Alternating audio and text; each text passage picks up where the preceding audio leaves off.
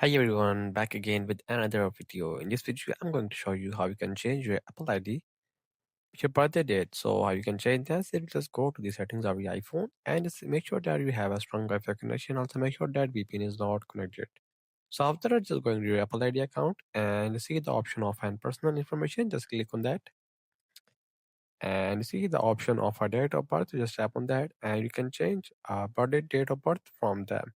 From there, you can select their correct birthday. So if it is not changing, so you just have to just go back, again back, and just going to the section of on screen time. So maybe that's one gone restricted. So that's why you cannot change the date of birth. So just go to that section, and if your option is turned on, so that's why you cannot edit your birthday date of birth.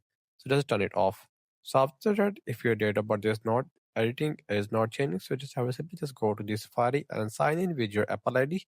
After signing with your Apple ID, you see the wait for the section. You can see the arrow of under arrow. You just click on that, and you see the option of a personal information. Just click on that, and here you can change your date of birth from there. So that's the video. Make sure you like our video and subscribe the channel for the more videos like that.